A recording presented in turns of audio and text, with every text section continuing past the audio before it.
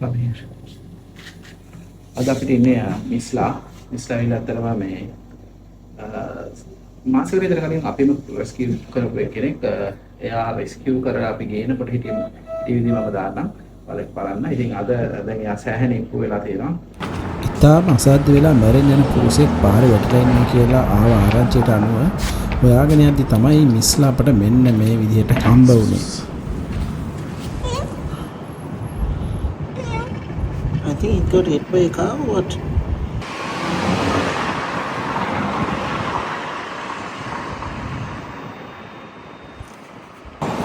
Let me show you.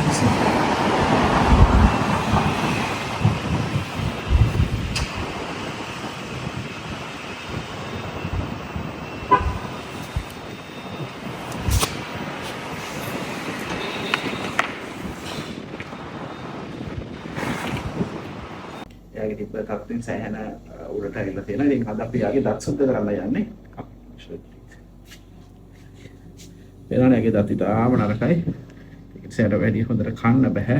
ඒකෙන්ද මේ දත්වලට check කරන්න, clean කරන්න සහ අදාළ ප්‍රතිකාර කරන්න තමයි අපි අද උත්සාහ කරන්නේ.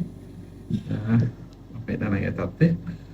ඉතින් ඔක තමයි කතන්දරේ. මේ එතනින් එහාට දෙන දර්ශන ඇත්තටම ඒ තරම් ප්‍රියජනක ඒවා නෙවෙයි. ඒ වගේම ග්‍රැෆික් තත්ත්වය එහෙම නැත්නම් සංවේදී දර්ශන වෙන්න පුළුවන් කියලා ඔන්න කලින්ම මතක් කරනවා.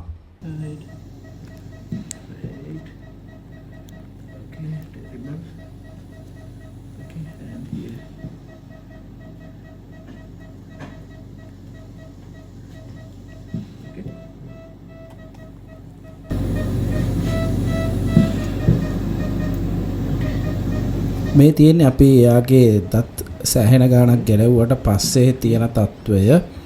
ඊටම වේදනාවෙන් තිබ්බ ඊටම නරක වෙලා තිබ්බ ගොඩාක් දත් ඇත්තටම අයින් කරා.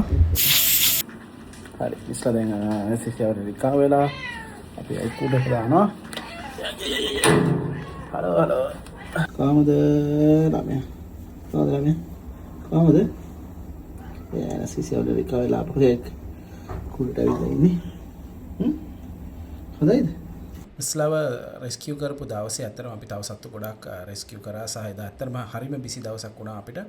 ඉතින් ඒකේ සම්පූර්ණ විස්තරය එදා දවසේ ලොකු වීඩියෝ එකක් මම YouTube එකේ දාලා තියෙනවා. මම ඒකේ link එක දාන්නම්.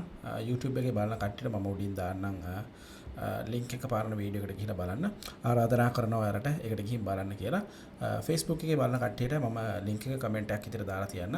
පුළුවන් නම් ගිහිල්ලා බලන්න කැමති නම්.